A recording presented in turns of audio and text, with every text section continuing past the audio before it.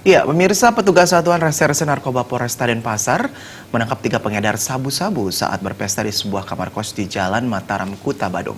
Selain menambah penghasilan, para tersangka mengaku berjualan sabu karena bagi mereka mengkonsumsi sabu menambah konsentrasi saat bekerja. Polisi menangkap 3 pengedar sabu yang berinisial KDJ usia 23 tahun yang keseharian berprofesi sebagai sopir travel, PTR usia 25 tahun yang bekerja sebagai tukang tato, dan MDD usia 34 tahun yang bekerja di usia water sport di Kuta Selatan, Badung. Penangkapan tersangka ini berawal dari pesta sabu yang digelar ketiganya di tempat tinggal KDJ di Jalan Mataram, Kuta. Polisi yang melakukan penggerebekan dan penggeledahan menemukan 5 paket sabu di kaki KDJ.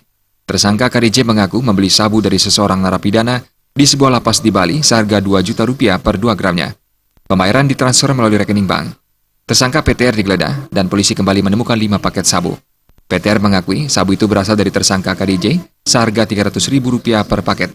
Baru 1 paket digunakan, pesta sabu para tersangka telah digerebek polisi. PTR mengaku menggunakan sabu untuk menambah konsentrasi saat menato pelanggannya.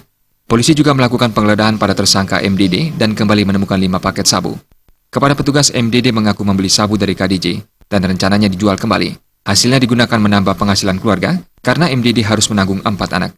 Lakukan penggeledahan kamar di Jalan Mataram Kuta. Kemudian dalam kamar kita langsung menemukan ketiganya ini sedang menggunakan sabu yang kita duga kuat sebagai sabu. Kini pihak kepolisian masih mengembangkan jaringan terkait pengakuan ketiga tersangka yang membeli barang terlarang tersebut dari seorang napi di sebuah lapas di Bali. Raiswantara, Bali TV.